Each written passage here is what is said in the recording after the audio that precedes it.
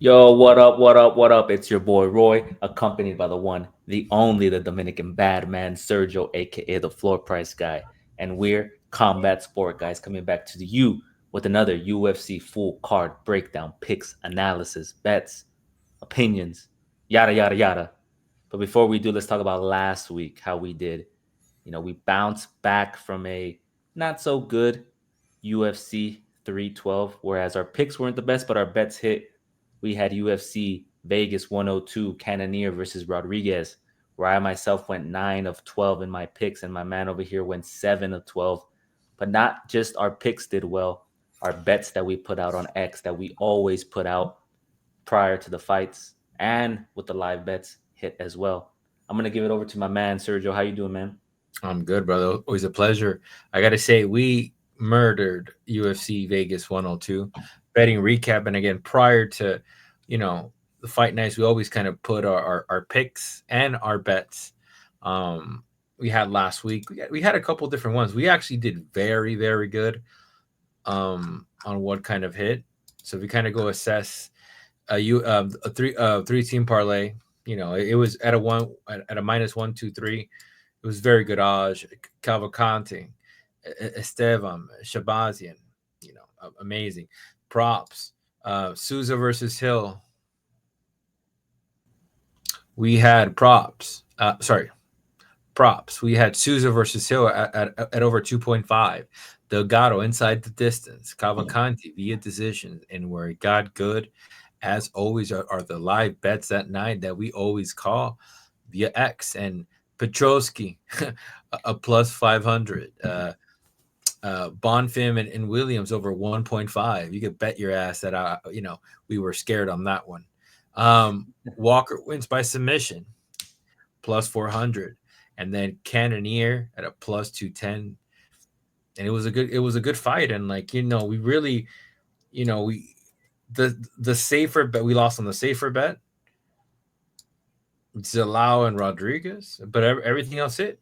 The Unity parlay would have hit if Yeah, okay. it was a bit iffy on the judges' scorecard. It went to a split decision, which they gave to Angela Hill. I actually had Souza winning the third round. I think they gave it to Hill based on the takedown she had early on, and but she looked visibly tired. Her output wasn't there. I think Souza should have won that fight, but it is what it is, right? We gave you Cannonier at dog money. We gave you Petrovsky at dog money. One of the things we said in our pre-fight analysis was Vieira is good on the ground, but is he going to be able to take down Andre Petrovsky? And in that fight, he was shooting takedown after takedown after takedown with little to no success. So one of the things we do and one of the things we offer, as Sergio was mentioning, is on X, we do our immediate fight analysis once the fight concludes, round by round, with the live odds shifting. Another thing that we do, in addition to providing you with our bets, is we give you live bets, a little bit of historical context. We've given you um, Pavlovich via versus Rosenstruck to go to a decision, to win via decision at a plus 1400. We've given you Banger. Topuria to win via decision at a plus 500. So those are things that we add only on X because we're live on X. We are growing that community. We are engaging daily. So make sure you follow us there. Hit the little bell to get notified and show some love. We're not asking for anything other than a follow, other than love. But go back to the I'm sorry. Yeah, so you see that we have our immediate fight analysis there, which people seem to love. They're not always able to watch the fight, but it does get good engagement. It does get good impressions. Not necessarily it translates to likes, but the impressions and the views are what matters at the end of the day. We're gonna grow this and we're gonna continue doing this. So it's one thing we offer as well. Any takeaways from UFC 102 Vegas? The biggest takeaway for me was one, Yusuf Zalal, he didn't fight, the fight that everybody wanted. He had to showcase that he was him, right? And a lot of people's definition of him is going out there, performing, getting a finish, right? Being dominant. He fought a fight in which a lot of people didn't like because, quote unquote, they said he was running. But at the end of the day, it's not pretty, but it is a tactic, right? You slip and move, you hit and move. And if you look at the stats, he was outstriking Calvin Cater in that fight. It just didn't look pretty, right? A lot of people were not impressed with that, but it got it done. And another thing is my man Gregory Rodriguez, he came out looking like the Russian in Rocky Four. Mm. Man looks scary. That I'm not gonna lie, that fight reminded me of Rocky Four. He knocked him down 2 times in the first round. Third round, a second round, I think he knocked him down again. He looked more tired, but you know, you could see, and I think you mentioned and you talked about it, that muscle mass and that frame is too much. Is he going to have the endurance? Is he going to have the cardio to go into the championship rounds? And we saw it after the first round. His hands were down, his mouth was open, and it looked long, bruv. And I know you were excited because you you had picked Cannonier, and he proved everybody wrong, man. That at 40 years old, he still got it. It's going to be interesting to see what he's given next in the middleweight division, because he talked about the people above me, I've either fought them, already, and they all beat me, right? So I don't think they want to go backwards. They want to contend for a title. So I think with this week's co-main event, Fluffy and Allen, we could potentially see the winner getting Cannonier next. What do you think? That's a good fight because, Cannonier is top Takedown of the defense is good. rankings. Yeah. Yeah, it's good, but it's just like I go back into the. I had Cannonier winning because there was two things that could happen. Your outcome, which is Robocop goes in there and unloads, and Yeah. he was successful, but it's just he didn't take him out. And then it's something that I predicted that my man's gonna get tired. My Yeah. man's You gonna, called it. That big frame, that big body frame. bro. And I said this before. Cannonier, when he dropped to light heavyweight, he was the big man at middleweight, and then Alex Pereira came in and he was the big man. But then fucking RoboCop. So I would tell RoboCop, bro, stop cutting weight, just fight at 205. Like I Yeah. think he would do very good. And then when it came to Zalal, 29-28, it's just the how he addressed that final round. It was Yeah. just like, I don't know, man. Like it's going to be interesting to see when he fights somebody a little bit higher caliber, just to how they deal. The body shot was there, like What was interesting is he knows, like, and we often talk about it, styles make matchups, right? And he called out Brian Ortega. So he has like I think he has a plan, right, on how to get into the top five, how to get into that, the upper echelon of the division. And it's not facing strikers, man. He's going to want to go against Brian Ortega, who doesn't have the striking power like some of these other cats, right? so flat footed, man. Like it was Yeah. just that whole thing, and the boys were mad at Zalal, but I gotta say, man, like I was screaming. Like if I go to Twitter, let me, and this is why I love the live stuff, because I can kind of like Yeah. I feel like I'm in there. I'm one of the coaches, and well, we not me, we. But if you could see here, where is it? Oh my god, when you put that, it's funny. That's funny as fuck. I'm not gonna lie. Yeah, it's just got to Haters. be a little bit humorous. Yeah, but it's here. This is what it was. Cater walking up at the end. Cater needs to rip the leg kick to the body. When to allow you to let him move scale. Let's see if he can adjust. Didn't adjust. Looks frustrated. He needs to push, bro. Press forward at all costs. You leg kick to the body when it's allowed. There's an issue with the boxing stance, bro. He just didn't know how to cut an angle, and you Yeah. gotta, bro. And there's a way, but it's just like your boxing is just. I'll say this: Max Holloway was able to have the performance of the year against Cater because of his footwork. Yeah. That footwork, bro, is like, as somebody that boxes and has like a heavy style, I would get my front leg chopped up, and that's why Conor McGregor would get pieced up by Poirier. When he was Bruce Lee, Conor McGregor, it was Yeah, very different. mindset.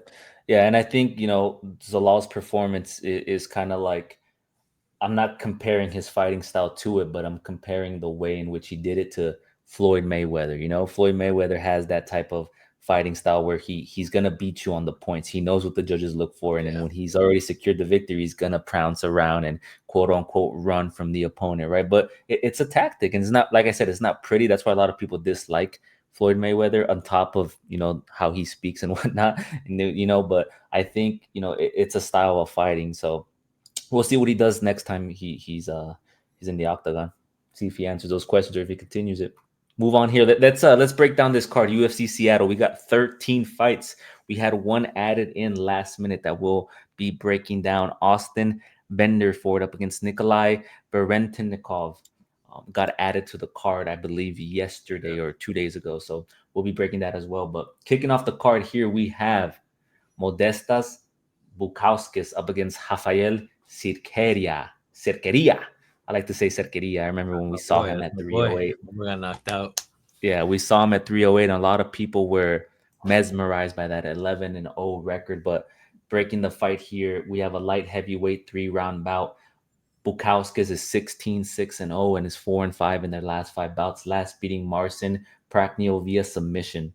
Cerqueira is 11-1-0 and is 4-5 in their last 5 bouts, last losing in his UFC debut to Ebo Turkish Power Aslan via KO. Man, Now, I mentioned his record.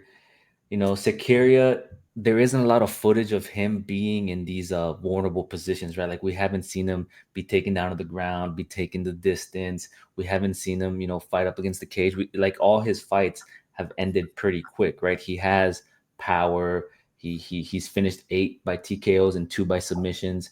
His background does include jiu-jitsu, so he is competent on the ground, and he has that Muay Thai and karate background, but at this level, we haven't seen him truly be tested. And that's one of the things I wanted to see when he faced off against Ivo Aslan, right? Like, how is he going to look in the second round? His cardio, like, how's his decision making going to look? How's his sense of urgency? But he got starched, right? Like within the first minute. So we weren't able to see all that. So,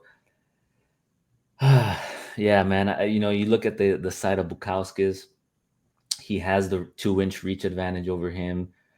Uh, you know, his UFC record, he's 4-3. It's not the best, but he's a versatile striker with the kickboxing background, and he's evolving in his grappling game.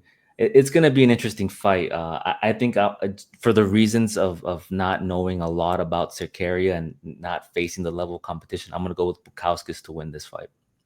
I'm gonna say this. In this fight night, I'm gonna be very brave in the picks. Cerqueira is gonna take this. You think Cerqueira is Why? going to take it? Yeah, you know what it is. Like I said, I don't know that much about this guy, and Mm-hmm. it scared me to make a pick like this. But I will be betting a little bit of money on Cerqueira. The a plus 260 is pretty good. I just I watched Modesta's last fights, Mm-hmm. and I I didn't like what I was seeing when it came to the striking department. It was Yeah, he just threw a little wild, right? His hooks and stuff. yeah. Yeah. I think Cerqueira has a shot. He can catch him in a wild exchange on the footage that I've seen. But like I said, it's a gamble. Like Yeah. I'm really like honestly like this is I'm not confident enough, but I think Cerqueira takes it. Yeah, This is and a low. he's done well on the regional scene fighting against, but the caliber of people that he's fought, right? Like, are they UFC caliber? It's going to be interesting, right? If he goes out there and he does well, I might change my stance on him, but I just haven't seen enough from him to be confident in picking him. But if he goes out there and he performs, man, he knocks him out, then shoosh, good on you for making that pick. So Yeah. already kicking off the card, we are on opposing ends. We'll move on here to our next bout. We have they moved the card a little bit, so let me look at my notes here. They have Yeah. yeah, they had so okay, You're cool. wild, then, bro. Yeah. So next Let's up we go have based a on your note. Let's go based on your notes. Let's not. no, let's do let's go based on this right here. We have go to Ruziboev. Yeah, that one. We have Nursultan Ruziboev up against Eric McConico. Ruziboev is 34-9-2 and is 4-5 in their last 5 bouts. Last losing to Joaquin Buckley via unanimous decision at welterweight. Important note. McConico is 9-2-1 and is 5-5 in their last 5 bouts. Last beating Jerome Hatch via submission. Um, what do you got in this fight, man? What's your breakdown? Bro, you know how wild this specific fight is? Like, I'm going with Ruziboev off the bat, but this is a light heavyweight guy coming down to fight a welterweight fighter. Yep. Like, but it basically, I think it's just a light heavyweight trimming down. He's going down 2 weight divisions. Ruziboev was in middleweight. Ruziboev's brother was going to fight against Gordon last week. This fight is at middleweight, so you know. It is a middleweight. Yeah, it is at middleweight. Yeah, it's So he's gonna be a going back up, huh? Yeah, he's going back up. That's why, like I said, it's important to note that that fight against Joaquin Buckley was at Okay. welterweight because he looked dehydrated. He didn't look as filled up as he should have been, you know? Okay, then I have to say this: Ruziboev is a medium. I picked Ruziboev. I don't like. I just don't think that Eric gets it done. I don't see it. The length doesn't help because you are literally dealing with the sharpshooter here, bro. He's Yeah. gonna like the 6'5" is it's gonna be a little bit of a problem. Um, let's see if he could wrestle. Let's really see if he could wrestle. But I Yeah. don't. I'm not. Yeah, you look at McConico, you know, he's typically I think in the I'm not 100% sure. Has he fought at light heavyweight, do you know? I think he's fought at What light heavyweight before. this cat? Yeah, no, McConico. Yeah, Eric is a light Yeah, heavyweight. so yeah, so he's a big boy dropping down to 185. You know, if you look at his fighting style, he likes to, you know, push forward, apply pressure. He throws big strikes and throws with power. He doesn't necessarily have the technique behind his strikes, but He fought actually. He fought at light heavyweight. yeah, he's fought at three weight classes. He's fought welterweight, middleweight, and light heavyweight. So he's versatile in those classes. He doesn't necessarily excel in all of them, but he's fluctuated in the weight classes. So yeah, I think I'm gonna give it to Ruziboev too, man. I think 185 is where he looks better and he's more comfortable. He has good wrestling, and if he's able to take down McConio, he can secure a win and get busy. You know, he averages about 1.73 takedowns per 15 minutes, and he's pretty diverse in his skill set, man. You know, he has 12 knockouts and 20 submissions in his 34 wins with a 94% finish rate. So I think he's going to get it done, man. I think the striking, the grappling, he's going to be able to mix it up. And at 185, he's going to look a lot more fluid and a lot more comfortable than he did against Buckley. So I'm going to go with Ruziboyev too. I agree with the Yeah, odds. yeah, I agree with you. Also, the only thing that concerns me is it's an MMA lab prospect. Hmm. Um, they might have been cooking this kid for a while. He might shock the world. Um, yeah, this is submission grappling though, and a couple of KOs. We'll see. I just don't. Yeah, we'll see. All right. Moving on here, we have the Austin Venderford up against Nikolai Veretennikov at welterweight. Austin Venderford is making his UFC debut. He's 12-2-0 and is 3-5 in their last five bouts, last beating Victor Romero via TKO KO punches. Nikolai Veretennikov is 12-5-0 and is 3-5 in their last five fights, last losing to Danny Barlow via split decision. Now, you know, Austin is the husband of Paige Van Sant. You know, are you subscribed to their OnlyFans? I know you're subscribed to Aileen Perez's, but are you on this one as well? No, I'm not on this Oh, one. you're not? Okay. So you can't give us any insight as to how they're doing on their OnlyFans, how's the content and How's the whatnot. But jiu-jitsu? but if you look at Austin, he's an elite wrestler. This fight is basically a wrestler versus a striker, right?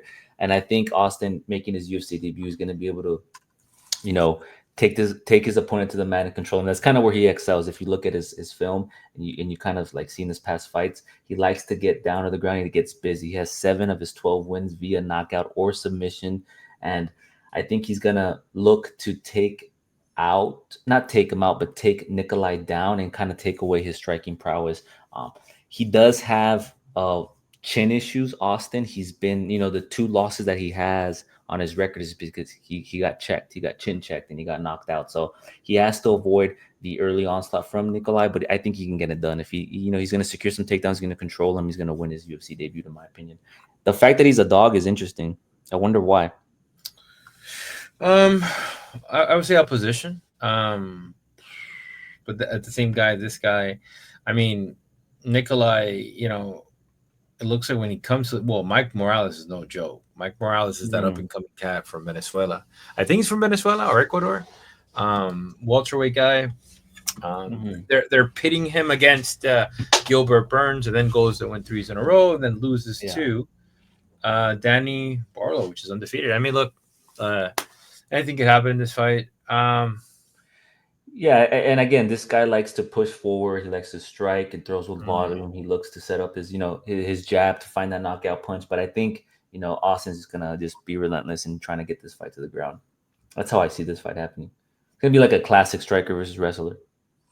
Yeah, I mean he did lose. Like if you look at this is an old fighter, eh? Like I Hmm. respectfully, 2012 fought a bunch, and realistically speaking, like he's been good after like, and he's Hmm. fights at King's MMA, so you have the like I said, like I like to look at guys from a Like look at the fighting, camps and whatnot. Yeah. yeah, because like Gracie Barra is Chael Sonnen ground.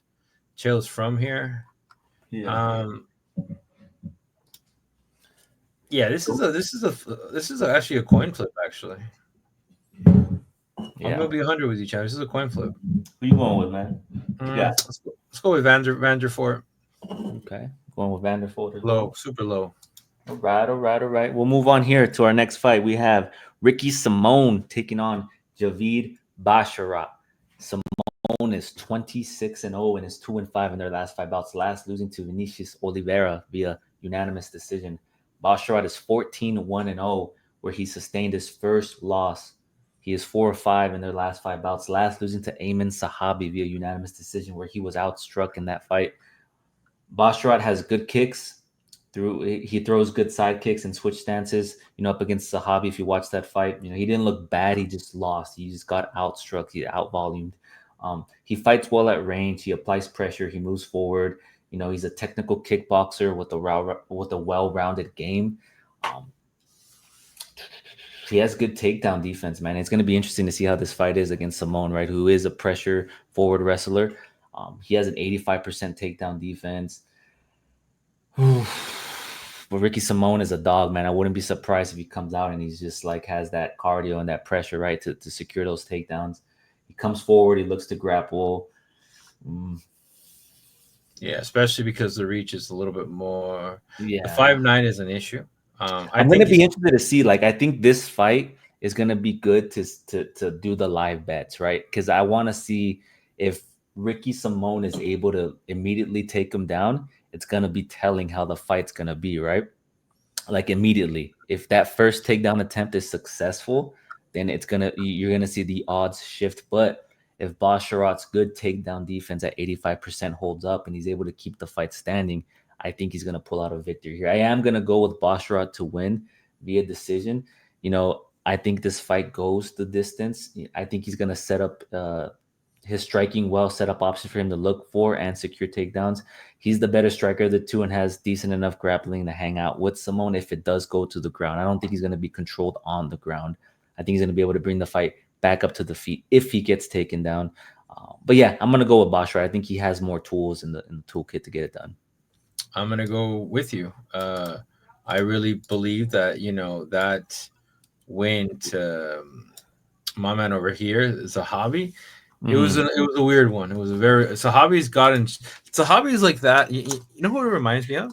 I know you hate his footwork, man. I didn't even want to bring It's up his name. horrible, I brother. It know you. reminds I me of know the you. champ of the middleweight champion right now of DDP. Respectfully, It was funny because when I was rewatching the Basharat and the Sahabi fight, I was watching Sahabi and I was like, man, I was about to text you. I was about to send you a little clip of him moving, but I was like, I'm not gonna upset you, man. I don't know what's going on in your day.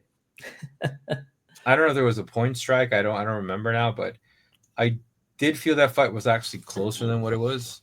Yeah, I'm surprised it was a unanimous decision. I would have given, I think the second round I would have gave it to Basharat.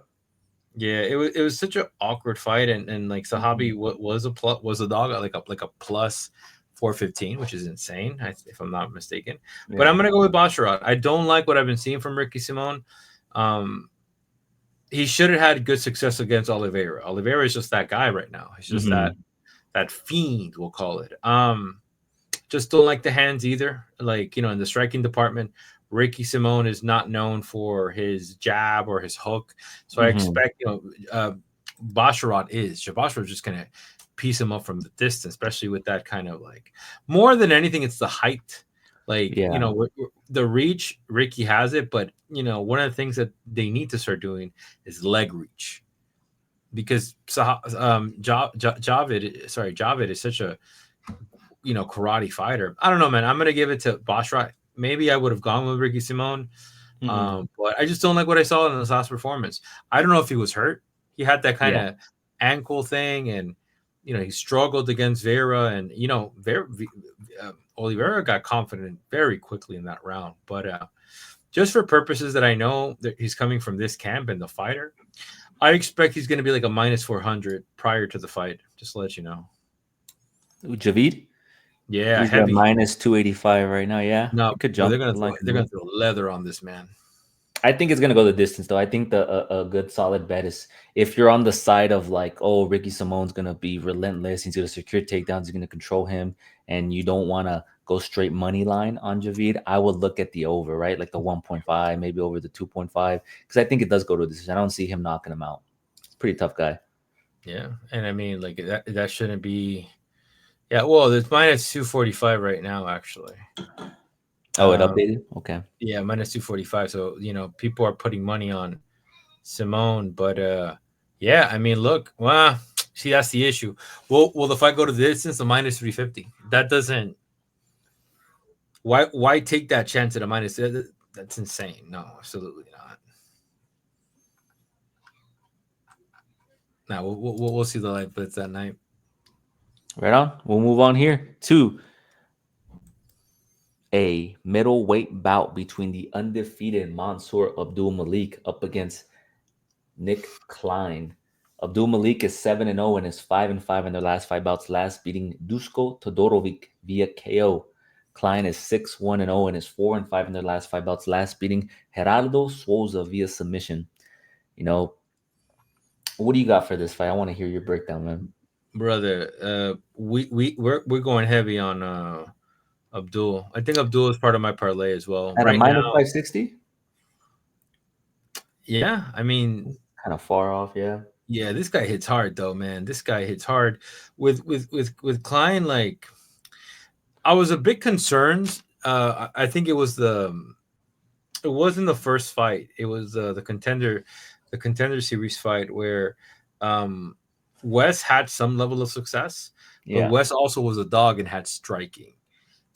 After watching some YouTube of Klein, I think I fighting Corey, I didn't feel he had hands, and the issue is like it's gonna be a long night. Like, and the thing is, this guy trains at MMA Masters. I believe he also trains with Sean Strickland. That's the cool thing about going back and listening to commentary. So you gotta understand this guy's been preparing for stuff. Now, here's the thing about this fight. Um, right now at where I bet it's a minus 1,000. It's just it makes no sense to put money on this guy. Like it really Yeah. doesn't. And it's not like Nick Klein is not dangerous. He has a dangerous submission game. He always looks for the chokes, right? And then I believe he's coming in on short notice, right? Wasn't Abdul Malik supposed to fight somebody else? I think he was supposed to. Yeah, he was supposed to fight Antonio Trocoli. So he Mhm. has proven in the Yeah. past that when he comes in on short notice, he does well, right? Like in the Dana White Contender Series, he's done that as well. He came in on short notice and he beat his opponents. Um, he just he's going up against somebody who has some real power behind his hands. He throws nice strikes. He can wrestle. You know, in his last fight, Abdul Malik up against Dusko Todorovic, he showed how he could fight backwards as well. Um, Did man, I good. think I think that the issue is though, I want to see Abdul Malik focus on setting up his jab, like utilizing the jab to set up power punches because he was throwing kind of wildly on the Dusko Todorovic fight from what I saw, and also to his cardio, right? He did look a little bit tired in the second round.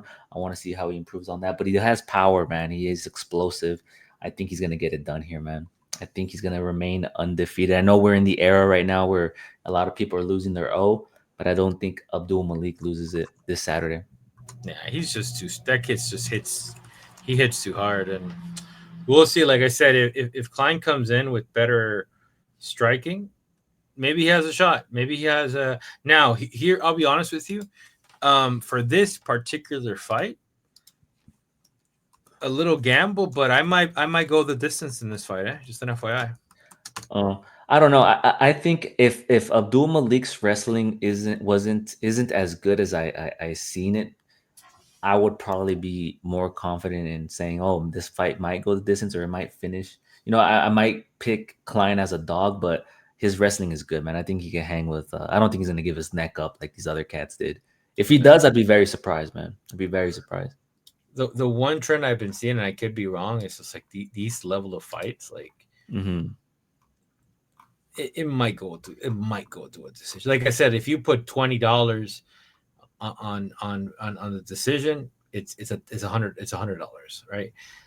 If you want to go a little gamba, but Hmm. again, like I said, like I'm for this what I've been doing this year, I'm looking for value, and I don't see value at a minus 1,000 Yeah, now. of course. Even at a minus 540s, there's no value at all. Yeah, so it's like will the fight go to the distance minus 650, and you're like, man, like really betting. Even here, like Abdul, like they're predicting Abdul takes it in the first round at a minus 117, and then round two it is a plus 300. What are we doing over here? It's crazy. Yeah. Well, a lot of it's just recency bias too, right? Yeah. Yeah. But yeah, man. So we're both going with Abdul Malik to get it done. We'll move on here to our next fight. We have some featherweights going at it. Andre Fili up against Melquisal Costa. Fili is 24-11-0 and is 3-5 in their last five bouts. Last beating Cub Swanson via split decision. Costa on the other end is 21-7-0 and is 3-5 in their last five bouts. Last beating Shaylin Nurdambieki via submission. This fight to me comes down to what version of Philly are we going to see, right? He's been a bit inconsistent in the past. But if you look at his fighting style, he can grapple, he can brawl, he could strike. Um, he's a well-rounded fighter, man. He has a strong striking base. He comes out of Team Alpha Male and he has good grappling skills. He lands about 3.8 significant strikes per minute at a 37% accurate rate. You know, and his takedown average is about 1.4 per 15 minutes. So, he has a 62% takedown defense. He's durable and he has good fight IQ, but like I mentioned, he's a bit inconsistent. I want to see what version of him we're going to get. When you look at Costa, who is the underdog, let me look at the odds here. How far is this line? Oh, it's pretty even. Okay, okay. Last time I checked, I saw Costa was a significant underdog, but I agree with these odds it being even, and I'll tell you why. Costa, when he fights at range and he utilizes his Muay Thai, he looks good. He likes to kick to the legs, the body. He's a shoot the box kind of fighter. He's an aggressive striker with a good grappling edge. This is a good fight, man. I'm actually gonna be intrigued to see how this fight plays out. I think it could be a pick 'em, but I'm gonna go towards the Philly side because I think he's the better fighter. But what version of Philly are we gonna get?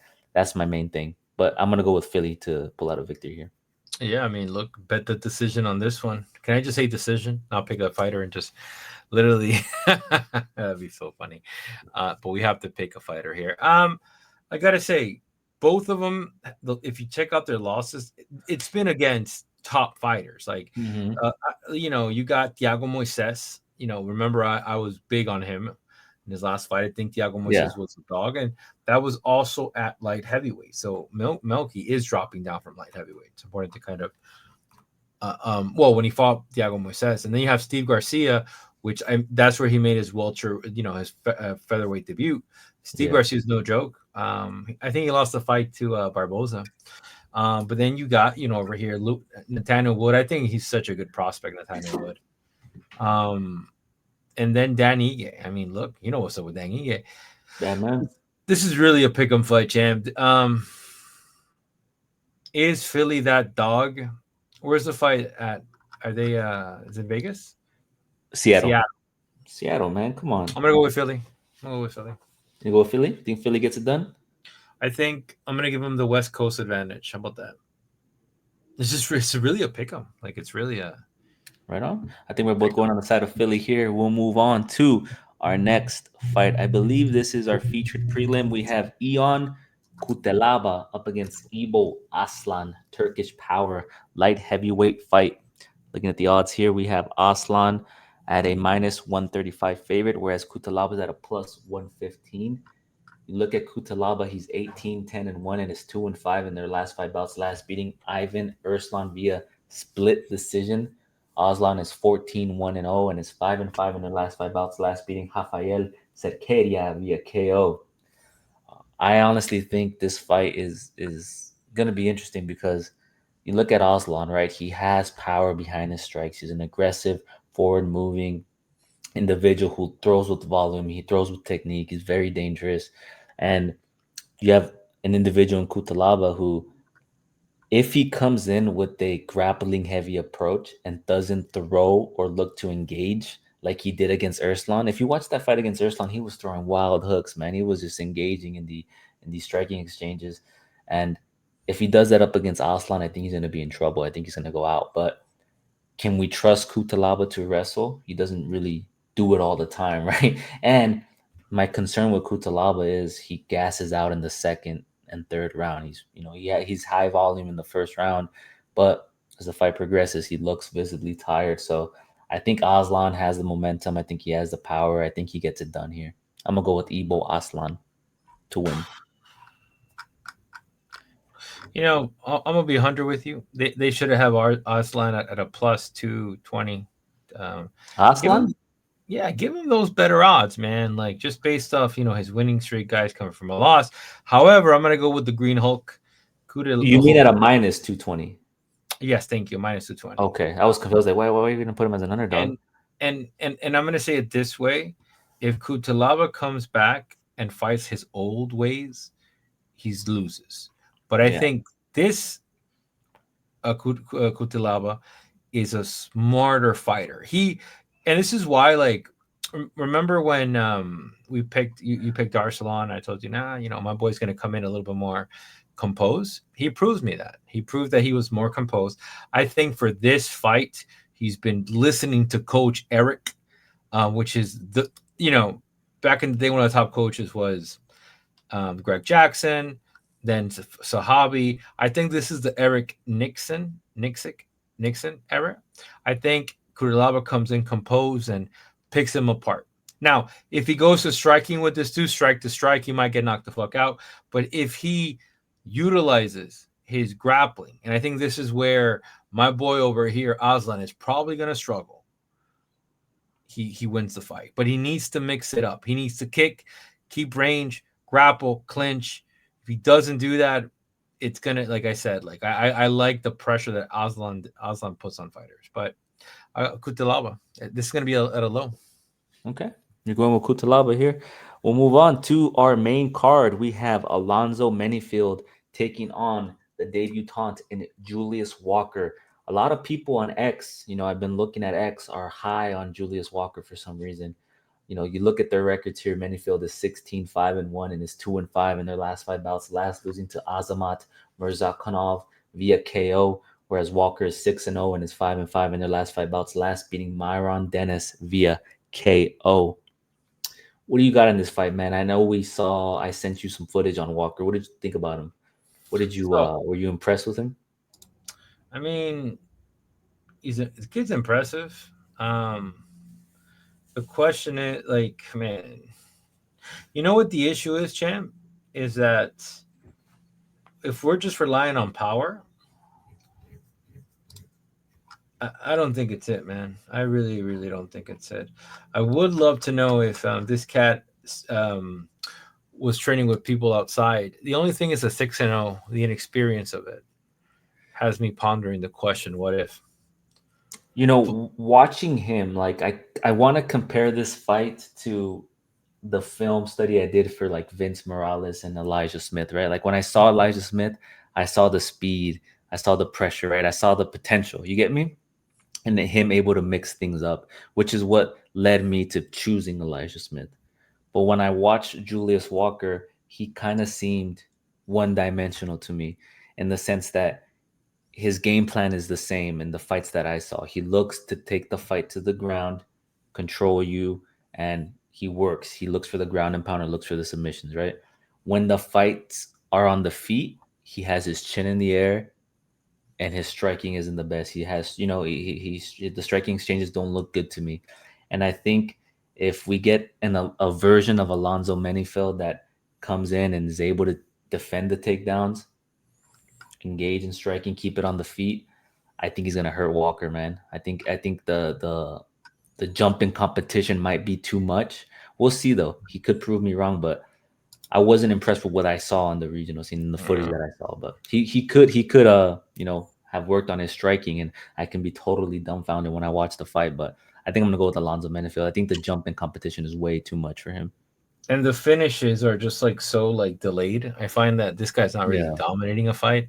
It's just that he gets into these positions where knocks the dude out all of a sudden, right? yeah. It's like a stale fight, then knocks the dude out. I checked two of his fights, and we'll see. And I mean, look, I'm staying away from this fight. I'm just gonna enjoy it as a fan. Not, you know, yeah, that like I said, like I'm wary of this 6-0 record. Um, w- w- especially because there wasn't that much hands, right? Like he did. So I'm a little bit wary on Walker, just Mhm. because of his levels of experience. And if you look at the amateur scene, like he was struggling against guys, and this is at the amateur levels, right? Yeah. Good guy, bad guys, however you want to kind of call it, guys that are haven't been as successful, or just they were just amateurs, right? But again, a lot has happened. So yeah, I'm gonna go. I'm gonna pick Menifield. I will not be staying away from this one. Now, maybe the bet is a You fight said like you this. you said you would not be staying away, or you will be staying away. I will be staying away from picking a fighter for the bet. Now, if as a betting man, you got to go and check the odds. The if the Will the fight go the distance? Yes, at a plus 285. This might be a play plus 285. Menifield gets tired. We Or both are choosing Manyfield to get this done. We'll see how it looks on the night of the fight, right? We'll see if it goes past the first round, or we'll see what those live odds look like. Moving on here, we have some featherweight action. We have Gene Silva taking on Melsik Baghdasaryan. It's a good fight, man. I think Gene should get it done. I think he's going to be the pick for me. But let's look at them. Silva is 14-2-0 and is 5-5 in their last five bouts, last beating Drew Dober via KO. Whereas Baghdasaryan is 8-2-0 and is 4-5 in their last five bouts, last beating Tucker Lutz via unanimous decision. He's you look at the Baghdasaryan sign, he's a precise counter striker with good takedown defense and a diverse kicking game. He has a good, solid kickboxing background. He absorbs fewer strikes per minute than Silva. But then you look at the side of Silva. He's a wrestler. He can brawl. He can strike. He's aggressive. He could push the pace or be patient. I think he could win this fight. And then if he is successful in this fight, give him a ranked opponent next, right? Have him get into that, top 15, top 10, and see what he's really capable of doing. He's fighting out of the fighting nerds. I'm pretty big on that camp.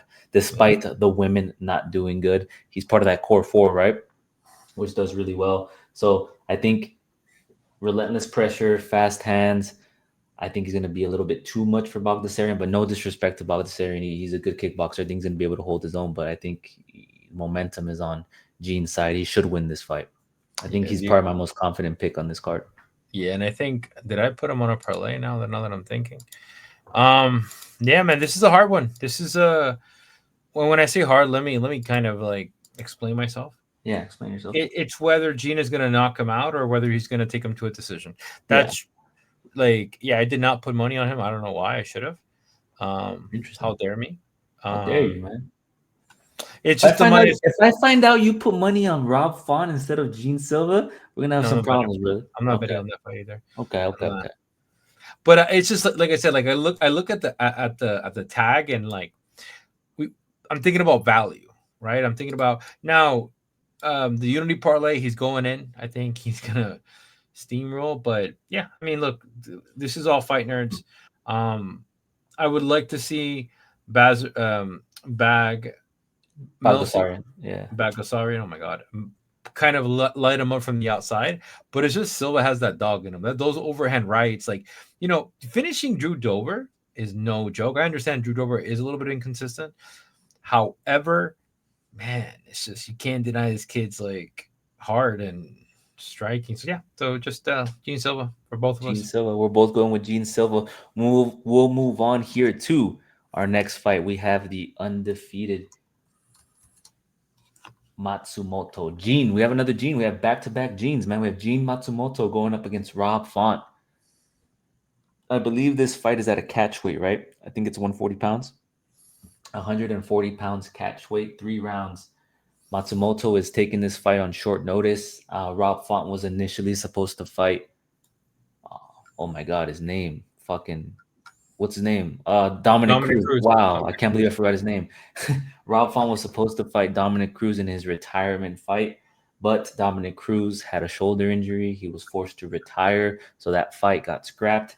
In steps in Gene Matsumoto. He was originally supposed to fight at UFC 313, so he's been in camp. He should be ready for this fight. You know, I gotta respect. He's undefeated. He's coming in on short notice, going up against Font. You know, he's up for the task. That tells me a lot about him. But this is a dangerous fight. Matsumoto is 16-0 and is 5-5 in their last 5 bouts. Last beating Brad Katana via unanimous decision, where we both chose him in that fight.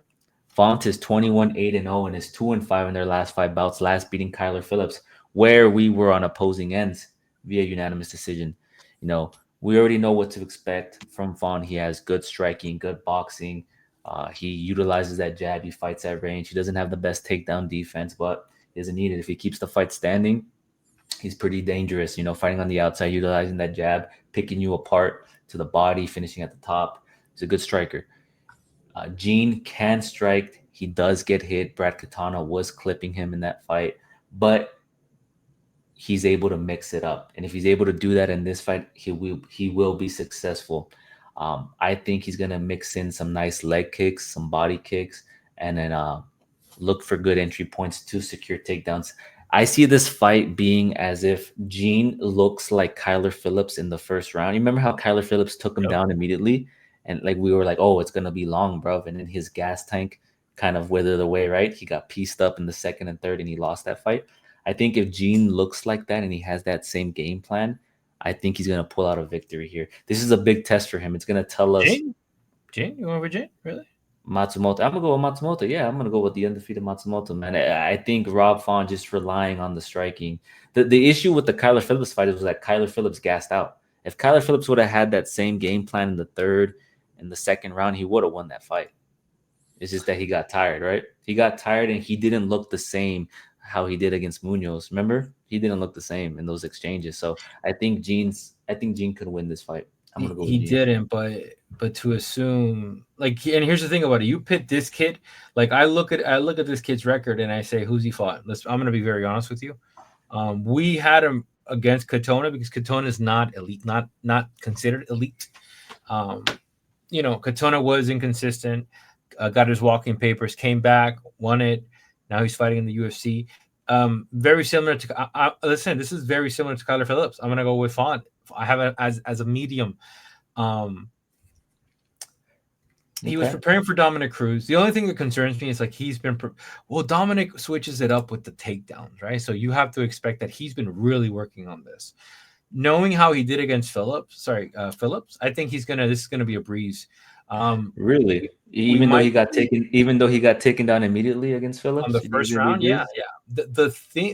The thing that I see differently here, this range, champ. This range is very different than Phillips. Extremely different. He got taken down. If he gets taken down now, he's gonna weather the storm. But man, you put Phillips up against him again. I think Philip has the potential of taking it.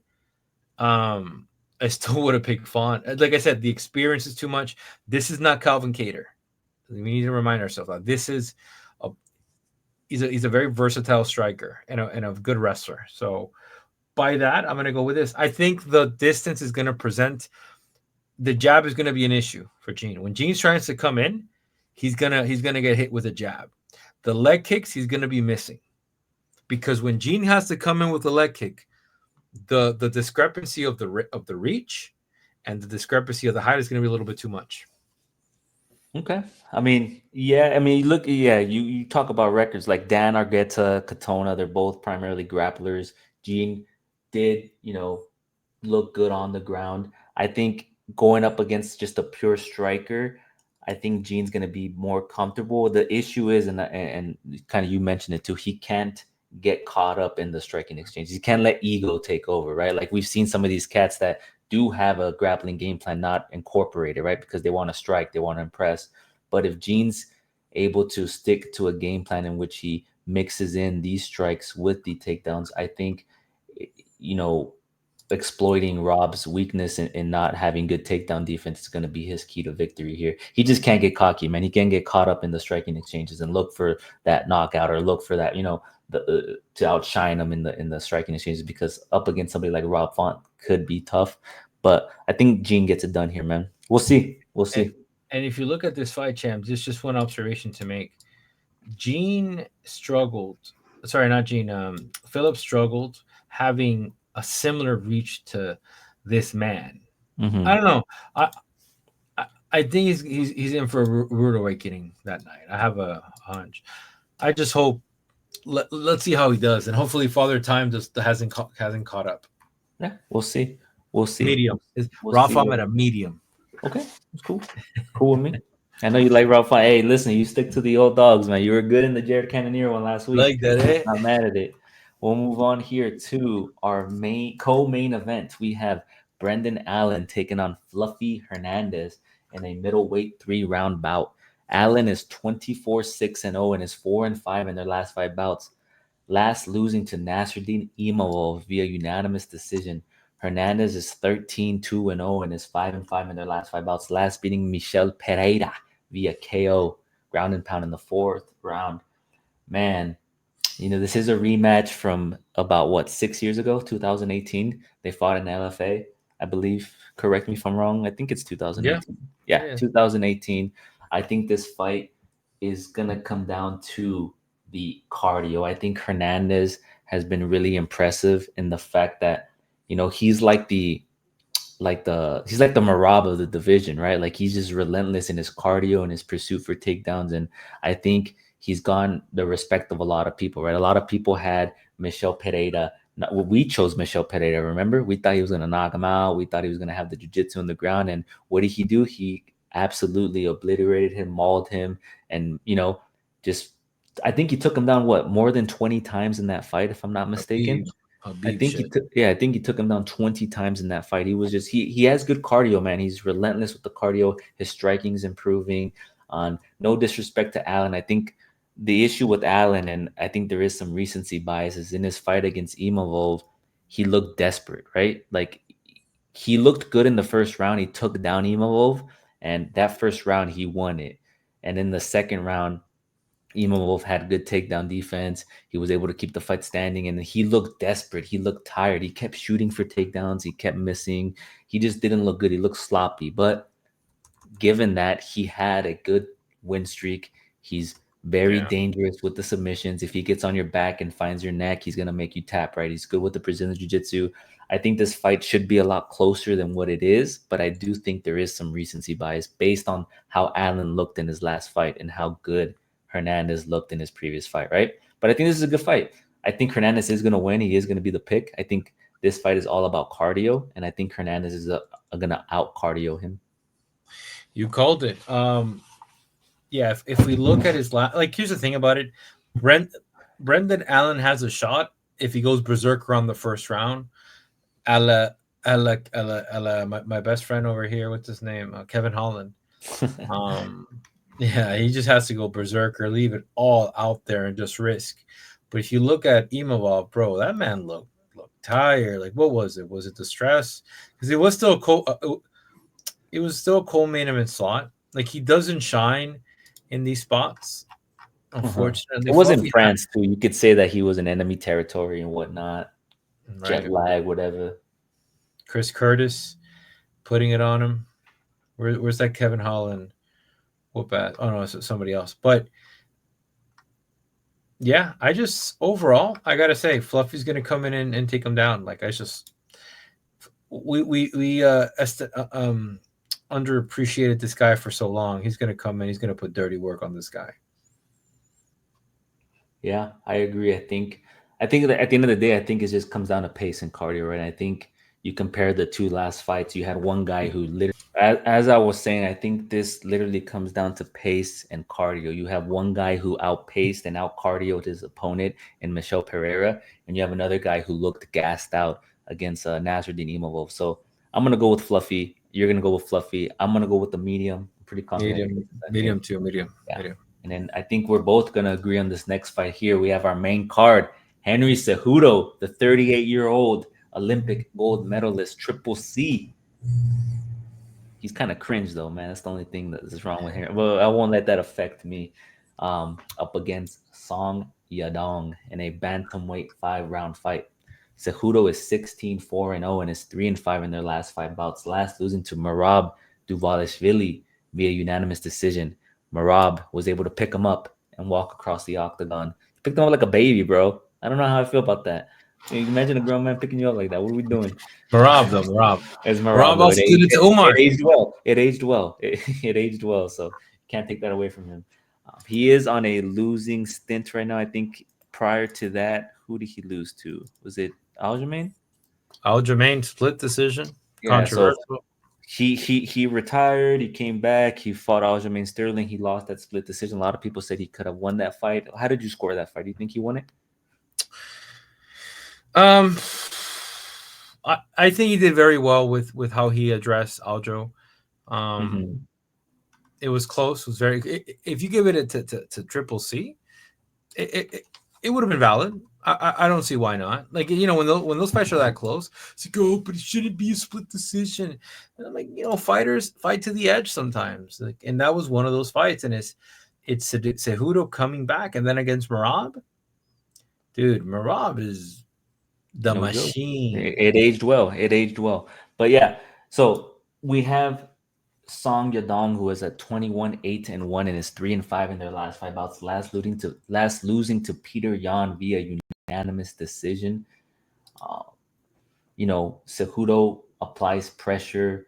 He's a wrestler. His striking's okay. It's not the best, but he is relentless in his pursuit for takedowns. He has good cardio. He's been in the championship rounds. He's the double champ at 2 divisions. He retired in his prime, right? He's been in this situation before. Yeah. Yadong on the other end, he's got the speed, he's got the power, nice striker. He's a good counter striker. You know, he looked good up against Peter Yan. The issue with the Peter Yan thing, and one of the things that you and I talked about that you brought up, was watch the third round. Watch the third round. And I think the difference between a fighter like Peter Yan and Henry Cejudo is that Yan has good boxing. He was able to set up the takedowns with the boxing. I don't know if Cejudo is going to be able to do that necessarily, right? Well, he'll take with the strikes. Are you gonna say that Cejudo and Yan are equivalent in the striking? No, it's just, okay, that's what I mean. So I see your face, and you were ready to like be like, "Yo, what are you talking about?" No, he's gonna get his takedowns, but I don't think he's gonna be able to visibly damage Yadong like Peter Yan did. You know what I'm saying? So yeah, I think, you know, he has gone 5 rounds in the past. I think it's going to tell us a lot. This is an important fight for the division, right? It's going to tell us if Yadong deserves to be up there, man. You know, it's going to tell us if he deserves to be up there or if he's just one of those. Who's your pick, champ? Who's your pick? I'm going to tell you right now. I'm going to tell you right now. I think with his 72% takedown defense is going to be tested. I think I'm going to go with Yadong here, man. I'm going to go with the youth. You know me, I always go with the youth, baby. I'm going to go with Henry Cejudo, man. His chin, it hasn't been checked since 2016, since Demetrius Johnson. I think it's time, brother. I think it's time it gets rechecked. I'm just kidding. I do think this fight goes to a decision. I'm going to be interested to see how that first round looks, right? How is Sadong's takedown defense going to look in the first round? And that's going to tell me a lot about this fight. But I'm going to go with Yadong. I think he has the youth, the speed. I'm going to go with Yadong Song to win this fight. Can I implore you to change fights? Can I implore you to change your pick? Because Henry, this is the lock of the week for me. This, bro, like, it's just, damn. Okay. I mean, I don't want to be a hater, bro. You know, my man said, you know, the only way this man wins if he pulls something from the Chinese cookie, and I'm like, motherfucker, wild for that. It's insane, you know. Henry gets into that mode. I think Henry's hungry. You know, the thing with these cats, he's hungry. He needs money, bro. No, he got the hunger to fight again. I'll tell you that. Like, You think so? yeah, My man like he smoking did weed, bro. He's on the podcast smoking weed. What are we doing? with Tyson I forgot who. I think with Tyson. with Usman. I haven't seen him, and we've been seeing more of. I just like how I don't know. I just like how motivated he is. The one thing about Henry is he's been documenting his training camps, and like I don't think I've ever put this much money on a fighter before. I mean, he's not a bad underdog. I'm not gonna. I'm gonna pick your dong, but I probably won't bet because he does have that wrestling, man. That pace could win. I mean, I wouldn't be mad as a solid underdog. Probably out of this whole card. That's probably one of the best underdogs to bet on, man. I mean, dude, like I got him. I caught him at a plus 235. I'm not gonna lie to you. This is $1,000 bet. Um, this is my riskiest one, but it's the same thing as Cannonier. Like I don't feel who has Yang Zong beat that's like high caliber. I don't know. Pull it up. You have it right there. Ricky, I don't think so. uh, Moraes back in the day, Moraes was on the way out. So Cheeto Vera, which is a debatable loss. That's what I'm saying. Like it just doesn't inspire me. Look, Kyler Phillip puts his hands on that boy. Eh? Where's where's my boy? Here it is. Yeah, man. Just based off experience. Now, here's the thing about it. If my man's on the decline, it's gonna be a long night. It's really gonna be a long night for Cejudo. But I don't think he's on the decline. I think he's been training. He win one more, get out of there. The reach might be an issue, but the wrestling won't. All right, on. There we have it. You're going with Cejudo. I'm going with Yadon Song. We will see what happens on Saturday night. There's our full card breakdown. Make sure you tap in with us on X. We will drop a quick picks video either tomorrow or Sunday. We will also drop our bets later on in this week. Thank you guys for supporting. Make sure you hit the like, hit the subscribe. Kind of a longer video, but it is what it is. Any parting words, my man? Bet the house on Cejudo, baby. Remember who gave you a dog money.